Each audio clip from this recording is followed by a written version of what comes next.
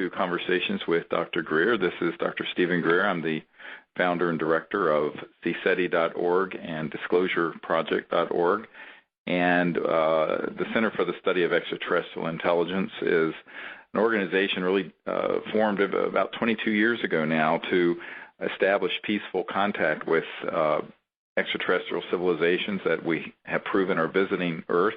And we have a program called the Close Encounters of the Fifth Kind, or CE-5 initiative, which is designed to train people to become ambassadors to the cosmos and to make contact with these civilizations within the framework of universal peace.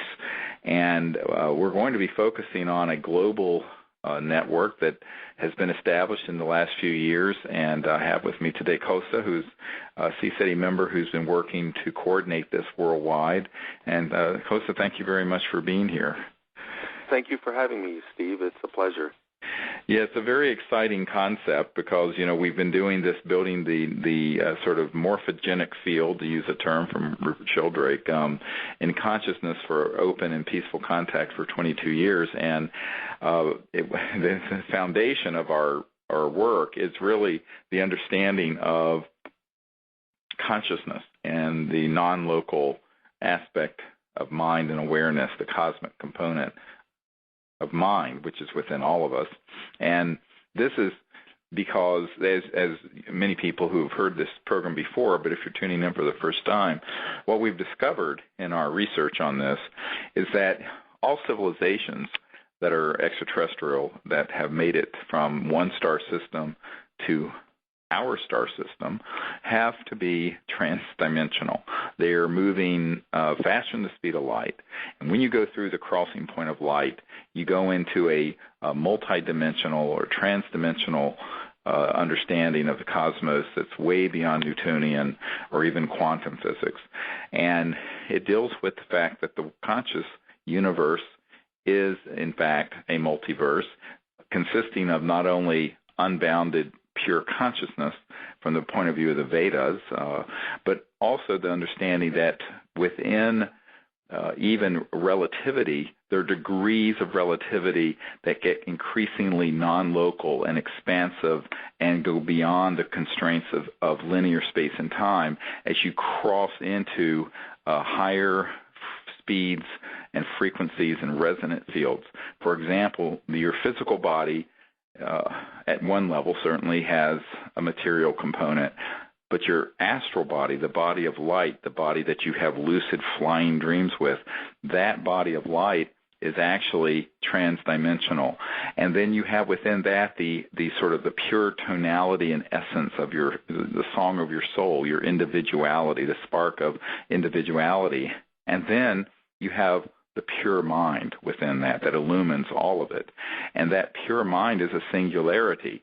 And as Rupert Sheldrake, who was the father of modern quantum mechanics, put it, the total number of minds in the universe is one. That is, it is a singularity.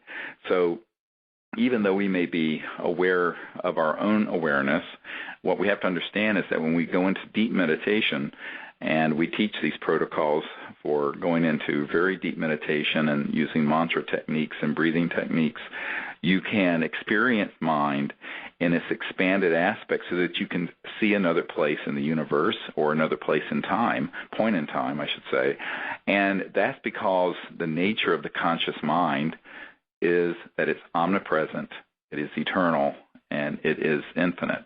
And for that reason, when we use these protocols with the intent of contacting these extraterrestrial civilizations, and we call it the Close Encounters of the Fifth Kind initiative, or CE-5 initiative, where the central technique that we use has to do with experiencing deep silent mind, remote viewing, and then seeing or sensing where these civilizations are or where an extraterrestrial spacecraft or the beings might be, and then inviting them in the spirit of universal peace to our location. So, for example, if we pick up that there's a large extraterrestrial vehicle out by the rings of Saturn, which we have done actually in the past.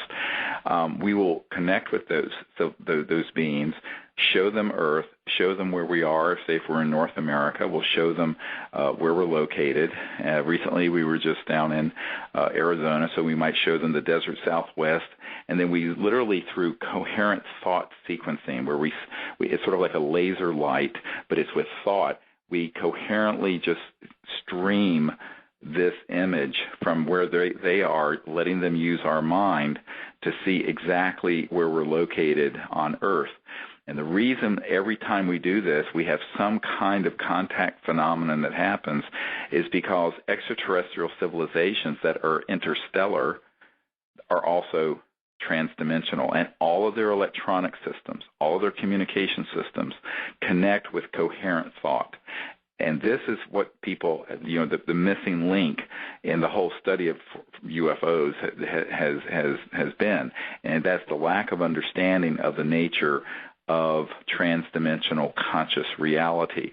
And once you begin to ask the question, well, if our civilization is here, and we have had people who have been enlightened masters for years who could levitate, teleport, bilocate, remote view, see the future, sense the past, et cetera, and so on. These are all siddhis, S-I-D-D-H-I-S, or abilities or powers that are described in the Vedas, which I'm sure everyone listening to the World Puja Network is aware of. But the point I'm making is that these civilizations understand this very well from an operational and technological point of view, because in order to go from one point in space that's very far away and go beyond the speed of light, you are literally dropping out of linear space-time and entering into these other dimensions that are increasingly conscious or conscious energy light forms, or what I call the near astral, at least. And so they're moving through those dimensions and then reemerging into space-time, say, on Earth or in our solar system. So they're not going from point A to B at the speed of light because it's too slow.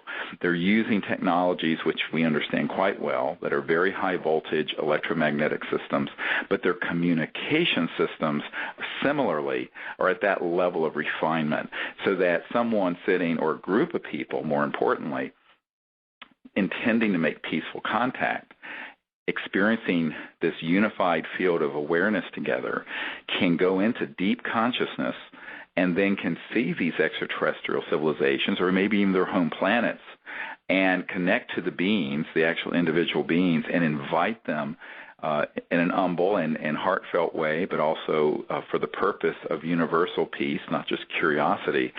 And they're very eager to make contact with humans who understand this paradigm of a quantum conscious holographic universe that's awake. And that is really what they're looking for, is to interact with human beings who understand this. Now, luckily, this is it's sort of where the ancient science of consciousness meets up with post-quantum, very advanced concepts in physics, and that's what we're actually utilizing out under the stars together. And so we have been inviting people to learn this for almost a quarter of a century now, and we do trainings all over the world. We were recently just in Arizona, and I'll talk about that some, but for example, we're going to be on the Gulf Coast of Florida in April, in a beautiful place where we had unbelievable contact last year. We're going to be there April 14th to the 21st, and if you're interested in joining us there, you can find out at cseti.org, cseti.org.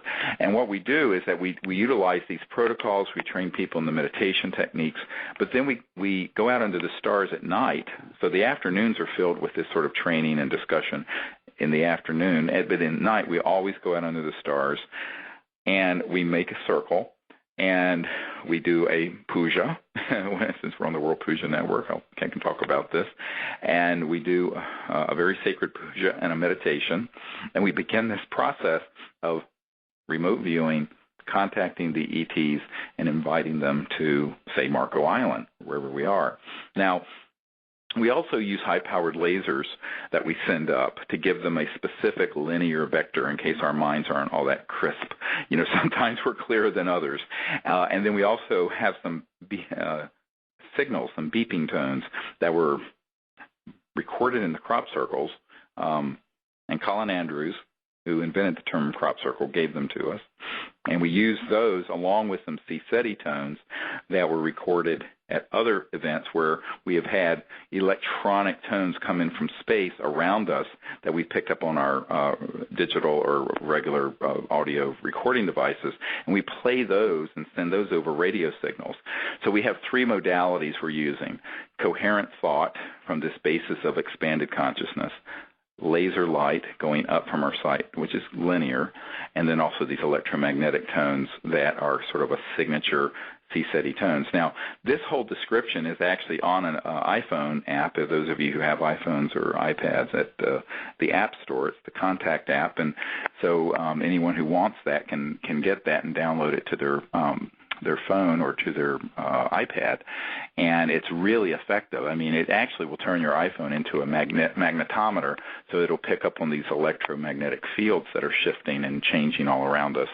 But the main thing to understand is that it's really easy to do. If you're conscious and you're awake, you can learn to do this. And we have been training thousands of people all over the world to do this. And now we have, I think, a critical mass of excellent people doing this globally, I mean, on every continent.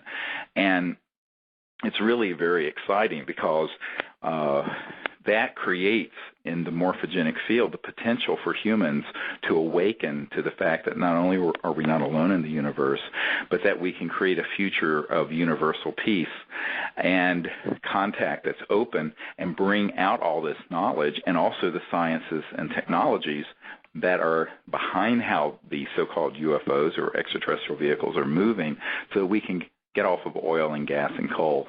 And one of the things that people have to understand is that there's a lot of secrecy and confusion on this issue, and all of that kind of Tower of Babel phenomenon is because there are very powerful interests who do not want people to know this subject, because acknowledging it means that you have to acknowledge that they've gotten here. And if you acknowledge that they've gotten here, you cannot make any rational explanation for why we're still using oil or coal or gas or nuclear power, because all of those systems are they're anywhere from 70 to 150 years old, and they're obsolete, and everyone in the intelligence community who has studied this knows this is true. But what we're trying to do is be the vanguard, a sort of pioneering vanguard of folks, because when enough people do this, it creates this morphogenic field effect, or sort of hundreds of monkey effect, where it actually changes the whole dynamic and energy of the Earth and the potential for this good future. So the CE-5 initiative is not about just a few people doing this. It's about having thousands, and I would like to eventually see millions of people understanding and practicing and doing this, because that's how change really does happen. So that's just sort of my introductory remarks. And what we really want to do during the show today, I'm really excited about it because Kosta's been organizing and coordinating with teams of people who are doing this all over the world. And some of these teams are 2 or 3 people, and some of them are 15 or 20 people. And Kosta, why don't you explain kind of the idea behind it and how people are coming together on a regular basis to do that? Yes, Steve. As you've so ably explained, you've spent a quarter of a century educating people all over the world through all the various media means that you have about how to do these protocols. And so it was a very natural thing back in October of 2010 for me to start contacting many of these groups who had learned of your work and were maybe just doing this individually, just kind of one off or two off on their own. Right.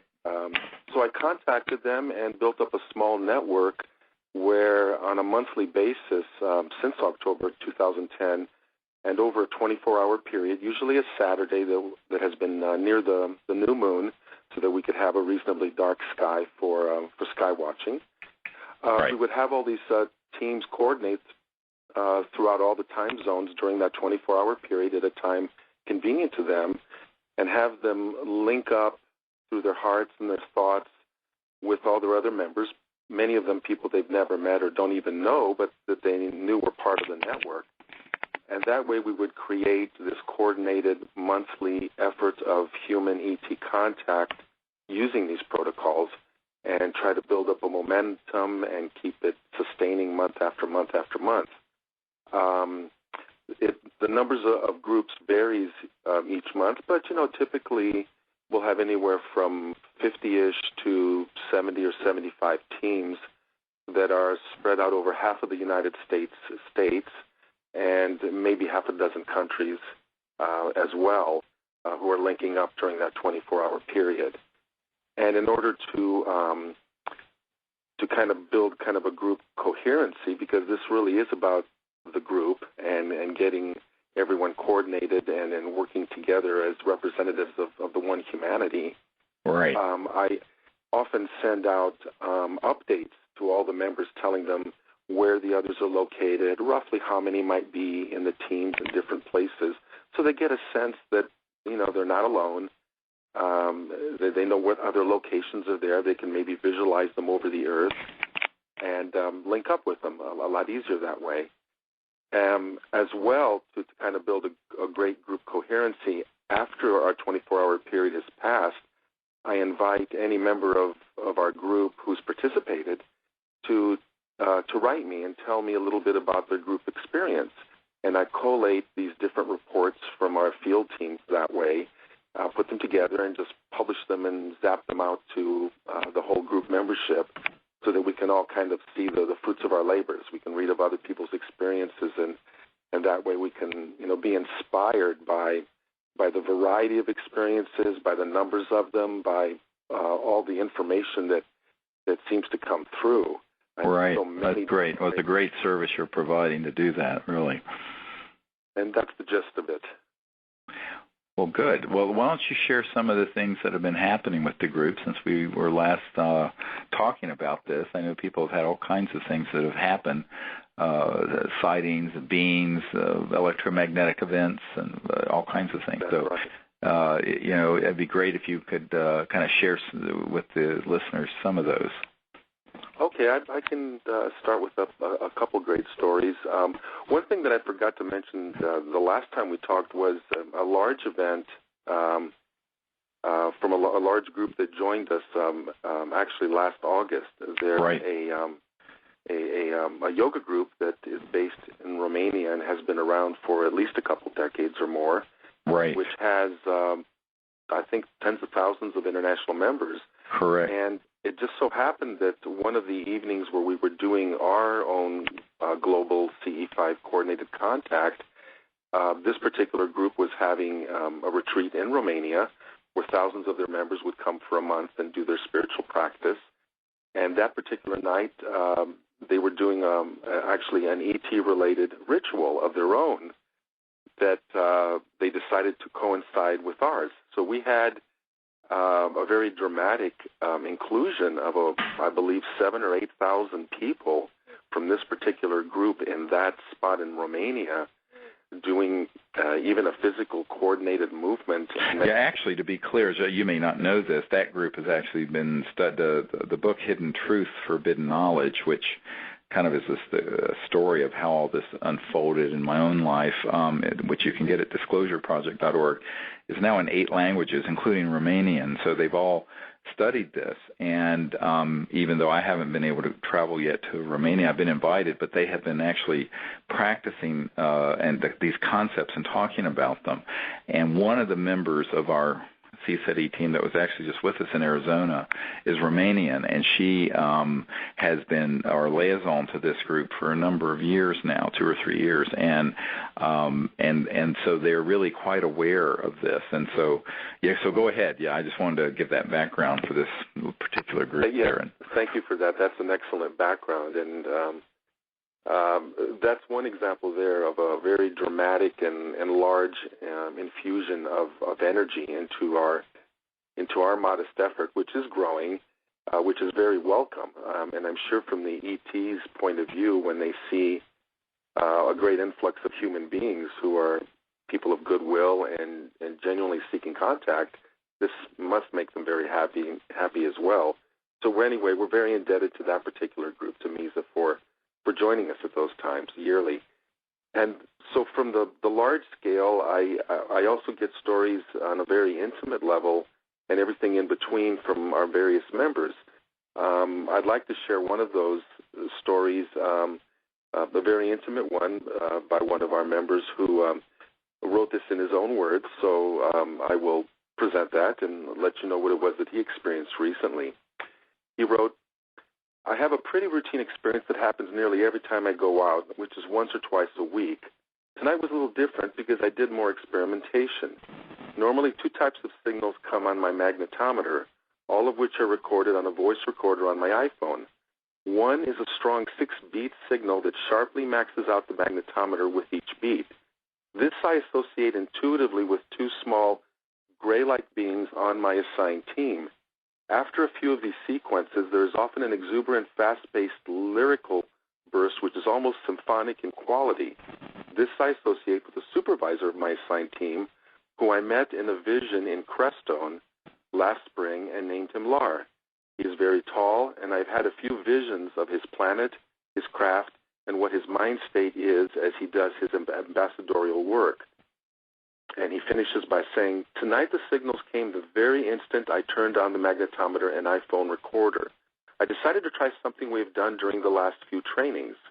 I moved the magnetometer around at various locations around and above and below me with my iPhone held next to the magnetometer. I found that the 6-beat signals were about 3 and sometimes 4 feet tall and in a space about 6 feet long to my right and another similar space to my left. They were not present directly in front of me. However, in front were the Lar-like exuberant signals which stretched as high as my arms could go, and I was standing on a half-foot platform, so the ET was perhaps 6.5 to 7 feet tall. Right. Along with the Lar-like signals were smooth-sounding beats of 8 interspersed.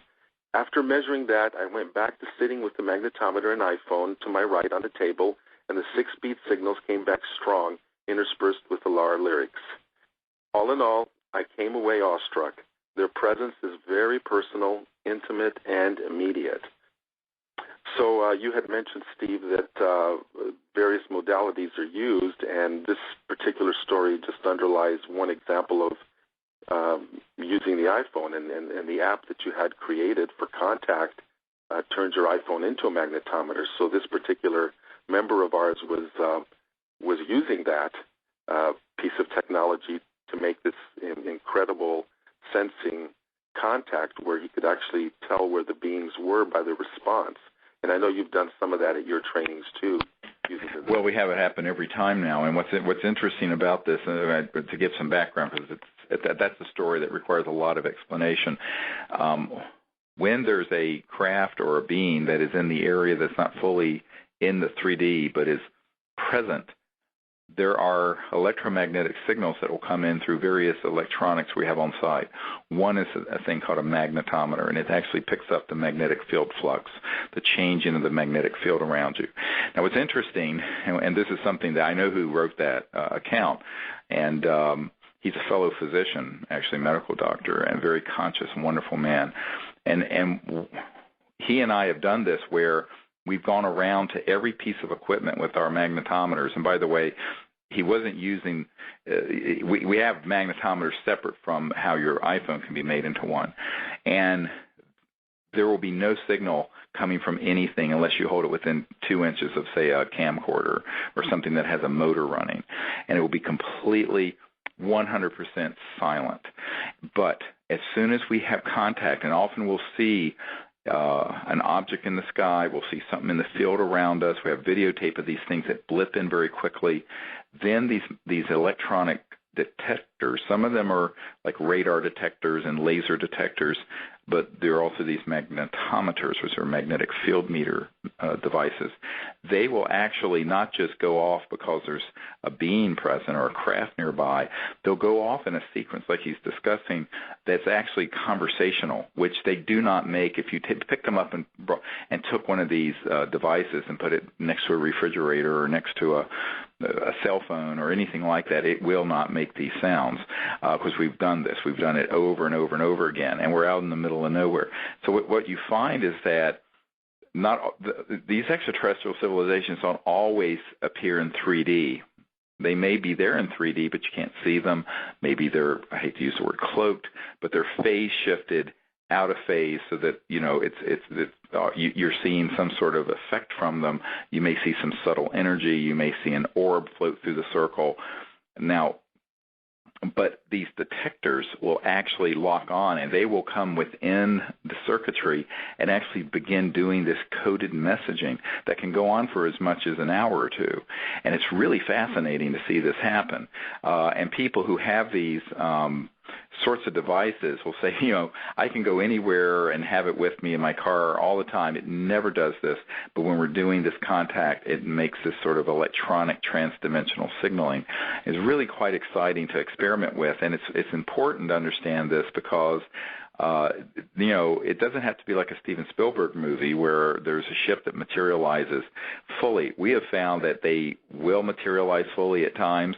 Other times, it may not be safe for them to do so because there are military programs that are targeting these objects, and to my knowledge, they've shut down over the years dozens of them using electromagnetic type weapon systems. So we always do this and ask the ETs to manifest in whatever way is safe and appropriate for this time and place, knowing that, unfortunately, right now the Earth is an armed camp run by, put it politely, crypto-fascists, secret fascist-oriented people who want to keep all this secret.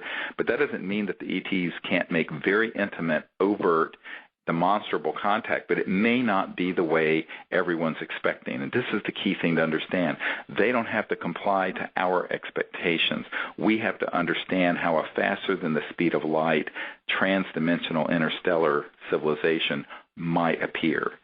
And it's in a whole lot of different ways, both in consciousness and thought and very mysterious tones, but also through these sort of unusual electromagnetic phenomena, which has been happening in a rapidly escalating rate in the last couple of years. And I think that that's just a great account. He was referring to the Crestone event of last summer. And just so that people know, we're going to be in Crestone again this June for those who want to come. It's up in the high desert of Colorado. It's a beautiful setting. It's in an 8,000-foot valley. And I own some land there that's right at the base of the mountains where the sacred Tibetan stupa is that the Dalai Lama asked a friend of mine, Ambassador Jim George of Canada, to build. And we are going to be there for a whole week this coming June from the basically from the 17th until the 23rd. And it's just a wonderful place to go. And the kinds of things that happen are mind-blowing in this area as well. And one of the things that happened when we were there, around the time that he was having this first experience with us out in Crestone, the man who wrote that, was that there was a light ship that literally lifted up right in front of us and went up in front of the mountains and into the sky, and we have a photograph of that is really absolutely mind-blowing. So we're working on putting a lot of this together in a video and a film to come out this year, but it's when you see it, you go, wow. And the other thing that happened is that on that same site where we're going to be this June, there's a tree there where we put the ashes of my very good friend Sherry Adamak, who was killed trying to help me do disclosure back in the late 90s. And it's a cedar. It's a very round, perfectly shaped cedar tree. And so we scattered her ashes there, and then we were there making contact, and suddenly I saw this golden light that was like the shape of a disc that just blipped in and blipped out. And I turned to Emery, who does a lot of photography for us, and I said, Emery, there's an object over here that just phased in and phased out very quickly. So he takes a camera and takes a picture, and in the picture you can see right on the ground, at ground level, this golden, it's like liquid gold craft that is sitting right at the level of the desert. It's actually quite beautiful. And that's when this gentleman who wrote this account that you're sharing had this experience where we went into deep meditation, and he had this profound breakthrough where he was introduced to this senior extraterrestrial ambassador from another star system called Lore. It's actually pronounced Lore. And it really amazing experience, and that has continued ever since, where he has had this ongoing contact with this ET being not only in terms of images of this being, but also these electromagnetic phenomena, and then occasionally seeing an object that will come nearby. So I think it's really quite interesting the way the ETs are interacting with our group. It can sometimes be rather enigmatic to some people and not at all what they're thinking, because people look at too many science fiction films. But the reality of it is actually more beautiful and intimate and stunning when these events begin to unfold like the one you just shared. So, yeah. By the way, the Romanian, one of the things that you didn't share, and I was talking to this woman who's sort of very high up with this group in Romania that does a lot of it has over 8,000 people that come for this event. She told me that when they did that, when you guys were doing the World CE-5 initiative, they actually had an object that came in and flew over this massive crowd of people right through the group that kind of like came in and out of space-time, sort of manifesting and dematerializing and materializing as it came through. And she said it was an astonishing thing to see. And it was an amazing contact event that was mass witness that came right over their gathering while they were doing these protocols in consciousness. That is amazing, and you just know that someone was listening and watching when something like that happens. You can't make that up. Oh, yeah. Well, Eliana, who is the person I'm speaking of, you should get her account for you, because it's a wonderful account. You know, I hear so many of these, but what you realize is that when a large number of people are in this state of consciousness and they're doing it with a pure heart, these extraterrestrial civilizations are very enlightened. I always point out to people, look, if all the stuff you see in the movies were true, we'd be toast, because we've acted like such, frankly, jackasses for the last 50 years. But they're very patient, they're very kind, and they manifest in such extraordinary ways. And they're completely nonviolent, and they show enormous restraint in the face of really quite a horrific military response to them that's gone between just lies and denial and shooting at them with very advanced electromagnetic weapons. But I think that when a group of people breaks out of the normal human response to this, which is either fear, denial, consternation, or what have you, they're very eager. This is what I found is beautiful. They're actually, they don't care if you're a housewife or a doctor or a mechanic or a sanitation worker or a policeman or a fireman, and we've had people from all those categories on these events. They care if you're awake and you're sincere and you're doing this with a pure heart and you want to see this world join the family of interstellar civilizations and enlightenment going into this whole new era that we're moving into. And I always tell people that the reason this is so key is that we're opening this 500,000-year cycle right now and closing out this old yuga, this old period. And this new cycle of 500,000 years isn't just an Earth cycle. It's not just a Mayan cycle. It's not just a human event. It is a universal cycle. It's the confluence of cycles within cycles within cycles within cycles. And so there's this coming together that's this great gathering. And over the next decades and hundreds of years, humanity is going to become integrated into this cosmic network of advanced civilizations.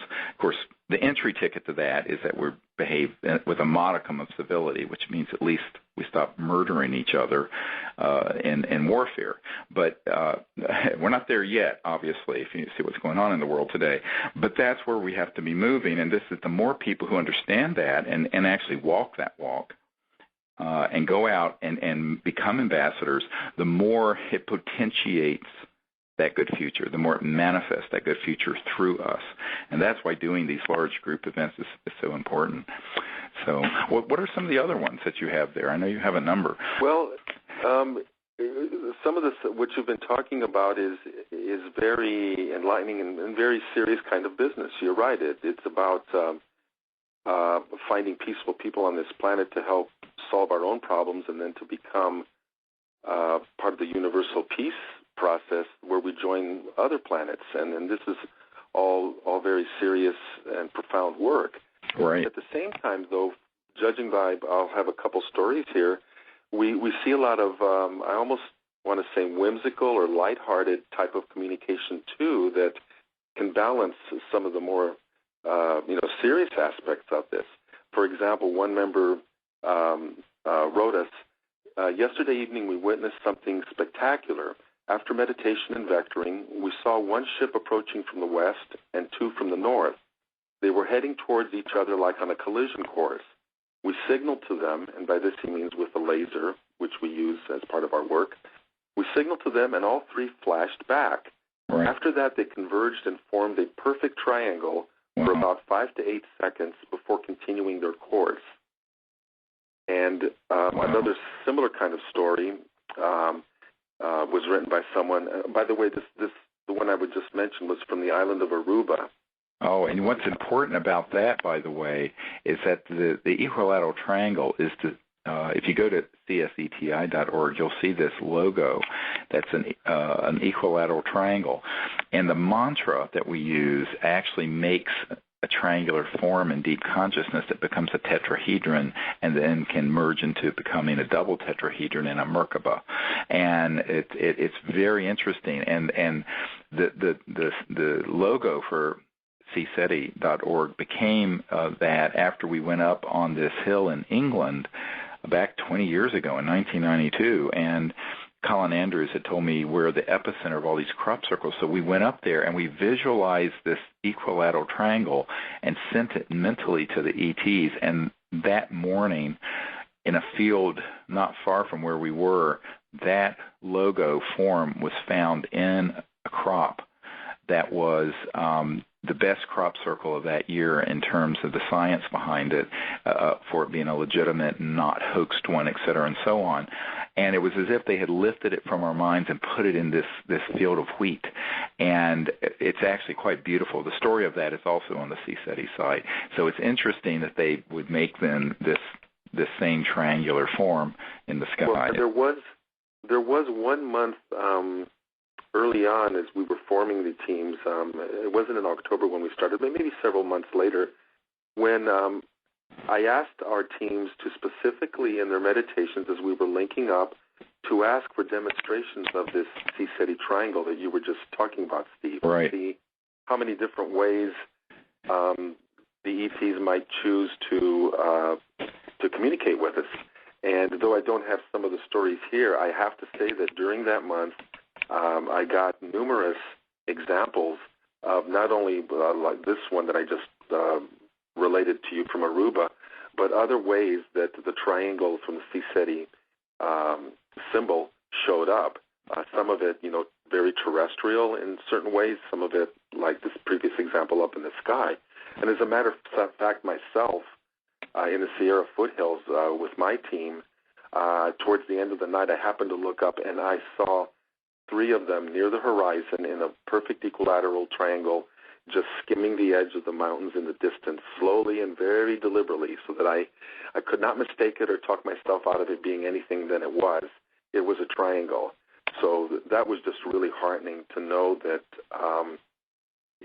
they can lift us, they can hear us, and that they will respond when it's safe and when it's proper. And right. Right. That's exactly right. Well, there's some others that stick out that you'd like to share.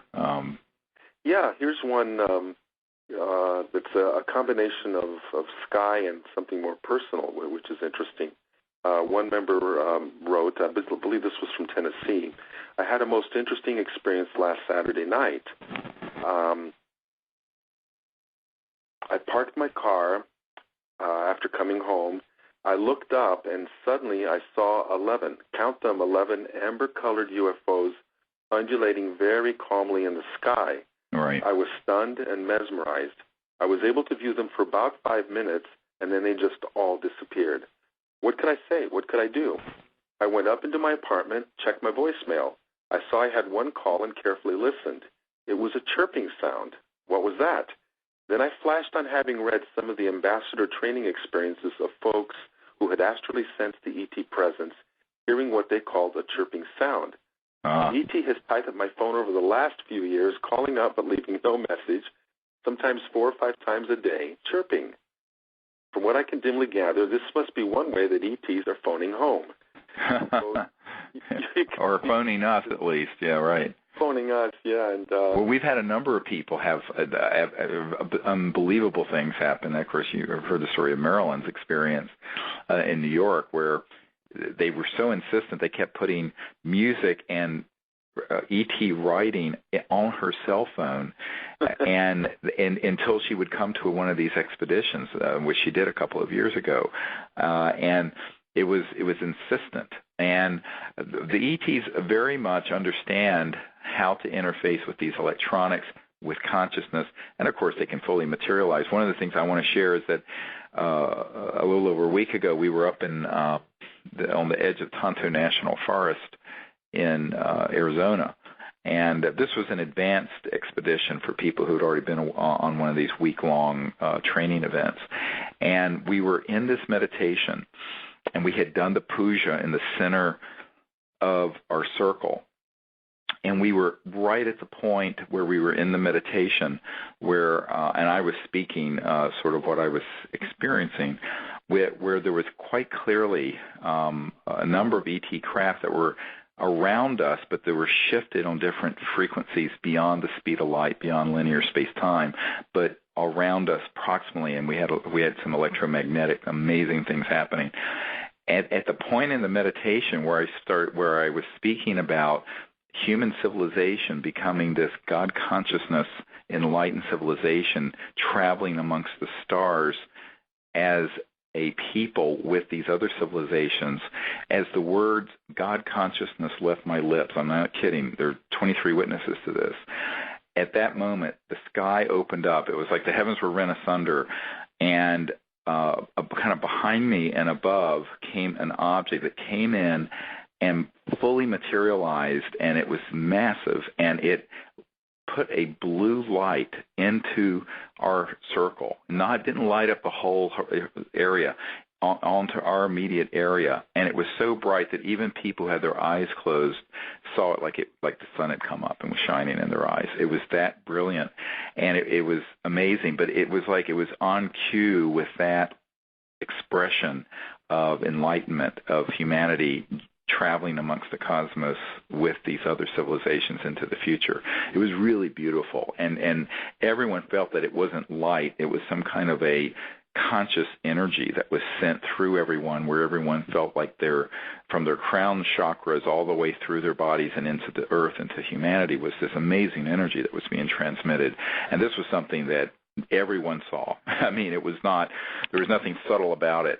And what everyone realized was that how much in tune they are to the concept of our future.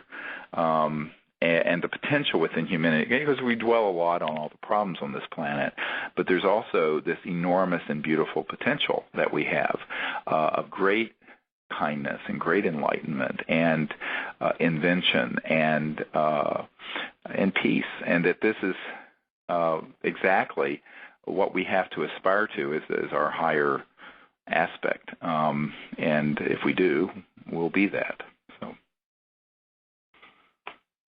It's wonderful, as you talked there, Steve, about how a whole group of people can simultaneously have an experience like that.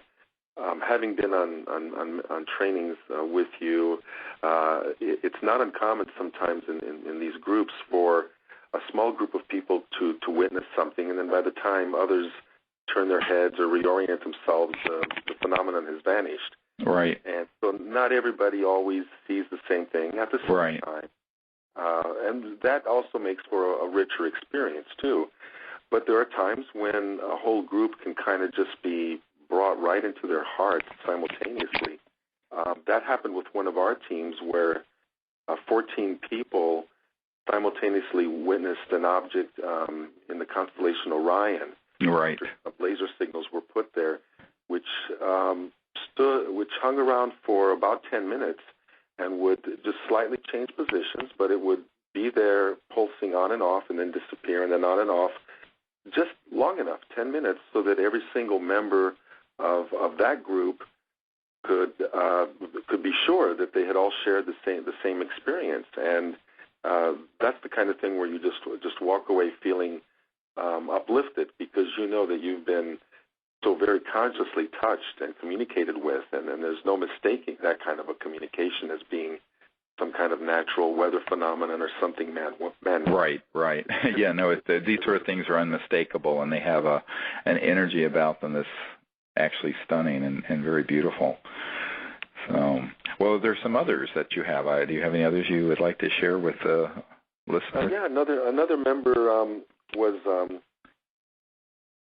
was using a laser, and these lasers are actually wonderful. I mean, often what we'll do is draw the CE-5 triangle in the sky as we get out into the field and get ourselves situated as a kind of like a greeting, something that that we learned from you to do, and then during different times of our sky watch, we will repeat that in different parts of the sky, drawing this triangle. So one member wrote to me and talked about his use of the laser, and he's from Belgium. He wrote that, quote, "I made a line in the cloudless sky from my apartment window, from which I only see a small part of the sky. Seconds later, a big shooting star showed up, imitating my line, same direction, same length. I thought, what an amazing coincidence. The next day, I went out into the field, made a line in the cloudless sky again, and seconds later, in the same direction, same length, a shooting star. I said to myself, wow. I was still thinking that this could be a coincidence and was considering to ask the ETs to give me another shooting star to reduce my doubt. Then I thought to myself, hey, those ETs are not here to perform a private light show for me. And at that exact moment, wham, another shooting star at exactly the same spot, same length, direction, but with a different color, this one more reddish." So you can see kind of the whimsy there, where in our egos we don't want to believe that this is kind of like a SeaWorld type of show where they're just there to perform. But on the other hand, it seems to me that this particular member was just very genuine and sincere about this and had genuine doubts.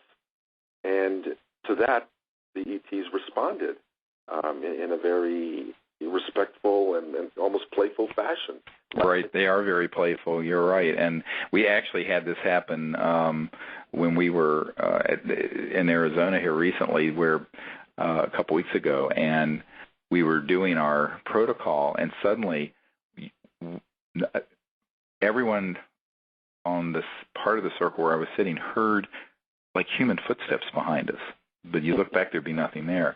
And then suddenly it moved around, and there was this like unbelievable cry, like a voice that called out in the night from maybe, I don't know, 30 or 40 yards from us. And it was no animal. It was no human. It was very unusual, almost atavistic. And everyone really thought it, in a way it was very funny because, how sometimes I'll go out and I'll hoop and I'll holler. And it was almost like it was doing that back, but it was very, very close, this being.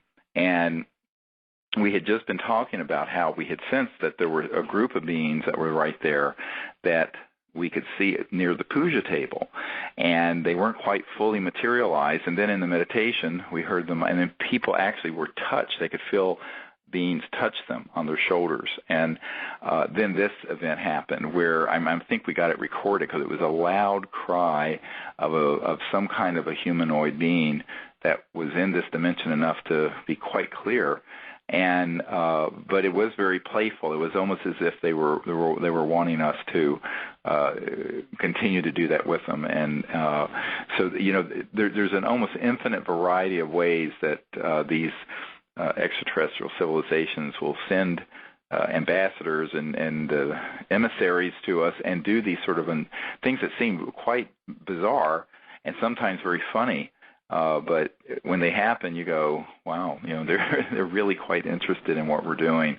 And the other thing that was quite clear is that a lot of times when we're doing this is that they're wanting to do things. If you don't get it the first time, they'll repeat it. Like this man you just said had this happen in the same exact area over and over. And we've had that happen where we've had an object appear and not everyone got it, and then it'll just reappear. Like it'll totally materialize there, and go the opposite direction or something, just so to be sure that people acknowledge it. And years ago, when I first brought this up to some people in Mexico on Jaime Musson, who does a show 60 Minutes down there, and has collected a lot of accounts of sightings around the volcanoes and what have you. He says a number of times that's happened where there's a lock-on between the person and consciousness and a craft, and it'll go into a cloud and then out of a cloud and then back out of the cloud, and they're like playing a peekaboo. It's really quite funny. We have videotape of this, actually, and where they're actually sort of playing, and it's sort of a playful nature to it, but it's also a way that they're teaching people that we really are locked on, even though you may not understand how. And that's why when I was explaining to Jaime Musson, well, the how has to do with understanding the nature of reality, the nature of the universe as a conscious quantum hologram, and that our consciousness and thought and the consciousness of the great being, the cosmic mind, are one, and that if you are in a state and acknowledge that, then the whole universe is awake. You're not looking at empty sky. You're looking at mind, and everything is awake. Every photon, all the stars are conscious. Every planet is conscious. And back when I first started CSETI, I had an experience where I was taken out into space and looked back at the Earth, and I had this experience where I realized that Earth herself is a conscious living being, and she began to communicate with me, not as a human, but was awake. And it was like this, it sounded like, come on. But then I realized as I turned my awareness in this state, I was in sort of this really amazing state of unity, awareness, consciousness. As I put my awareness on each planet, each one had its own personality, had its own gender, and had its own tone, and that within each heavenly body was a signal or a musical tone. And then at one point they all blended into one and became this one pure, complex, but pure tone of the cosmos. And with that I sort of transcended into a samadhi state. But I was actually out in our solar system when this happened. I had a contact experience when this happened. And it was one of the things that caused me to go ahead and form CSETI and then do the disclosure project, because I really felt that this is such wonderful information, and the experiences are so wonderful, and they're so accessible to everyone. Because when I first started having these experiences, I was a poor college kid, and I was 18 years old. And I thought, wow, everyone can do this. And it's not something that is, you don't need a $5 billion NASA budget. In fact, it's probably counterproductive. We don't have it anyway. And so what I tell people is that luckily with some very modest tools and your own conscious mind and learning a few protocols for meditation and remote viewing and this coherent thought sequencing and all that, you can do this. And the ETs are so eager to do it, I think, because they're not getting a response that's appropriate from the UN or the State Department or from, the Secretary of State or the President or whoever. They're expecting us to, we, the people, and that's we the people, not of just the United States, but of the planet. And so this is, to me, the real kind of global awakening in springtime that's going to be happening increasingly, which we're working on this year to kind of a really amazing movie come out about all this. There's an Emmy Award-winning director and producer that we're talking with, and because we really think it's time for people to understand that not only disclosure and bringing out these technologies, but contact is going to be at a very personal and local level. That this sort of bureaucracy that we sort of somehow in our mind, in this authoritarian thing, that somehow it's going to be NASA, or it's going to be some officials at the UN, or it's going to be the Secretary of State or something. I said, not likely. The ETs know that, the truth is that the people who understand consciousness and understand the science of awareness and consciousness are much more likely to be able to understand how to make contact and what to do when contact happens than someone who happens to have risen up through the political system as it exists today on this planet. And it doesn't mean that we don't have compassion for them, and I spend a lot of time briefing these sorts of folks in Congress and in D.C. and other capitals, but we have to view this as something where the primary force on this planet are the people, not some bureaucracy. And that's why when more people do this, the ETs respond, because they're very eager to see a large number of people getting this and practicing this. mentioning that this is the work of the people is right in line with the goals of the groups and the teams that we do have. We realized at the beginning that this was a people's disclosure movement, precisely because of what you were just talking about, Steve, where governments those that have come forward kicking and screaming to reveal what they know on websites sometimes, whereas others haven't. Right. So it's been left, like so many other things, up to we the people to take it upon ourselves, organize, and do our own disclosure. And because you've provided all the materials necessary, the price of entry is very low for this. Right. You buy a little bit of technology, you get the books, and maybe you can get the app to put on your iPhone, and then you just go out and do it. You find the right spot, hopefully a small team of people who are like-minded, and you start experimenting, and it's really not very long until you start getting results of one kind or another. Right, and by the way, anybody listening out there who knows how to get the iPhone app turned into something that would work on an Android, get hold of us, send us an email to disclosureproject.org. We'd love to be able to do that. We just the person who knew how to do these apps only knew the programming for the iPhones and iPads. But if there's someone out there who knows how to do that, I mean, again, we pretty much put out what we have volunteers and people to do. So if anyone has that skill set, let us know. I'd certainly way past my pay grade. You don't want to get me too near a computer. I just break them. But I'm 10 thumbs. But at any rate, that would be great if someone who knew how to do that can convert the iPhone app to something that would work on all the other smartphones. But the other thing I want to point out to people is that we have a YouTube channel. And it's the CSETI YouTube channel, and if you want to go to that, you can also see that we have a lot of the top secret witness testimony up there, and we're going to start putting, beginning in a week or two, about half an hour every week of new material. Some will be some that is in some of the DVDs that we've had on the Disclosure Project site for sale. But we're going to go through 35 hours of all these top secret testimonies and start putting them up there, as well as a lot of the other video and material we have. And we're going to be doing something new every week up on this YouTube channel on CSETI. So we've just gotten someone who knows how to do that and is going to begin doing this for us fairly soon. So we're going to be doing a lot of things that we hadn't done. The other thing is if you want to sign up at disclosureproject.org or cseti.org, either way, to our website, you can subscribe for free, and what we'll do is that we will notify you when we have a new interview up with one of these top secret military witnesses, and also other upcoming events. And I'm going to start a blog fairly soon that I every week will be commenting and bringing out new information and perspective on. So if you want to see that, you can sign up also for free on our site and get all the information you can. So I just wanted to mention these things because a lot of people say, gosh, how can I get more information? And this is how you can do it. And this year we're going to try to put everything we can out to the public. And then we hope by the end of the year or within a year or so, we'll have a totally new film that will be out that will have amazing amounts of information and things that people have never seen before.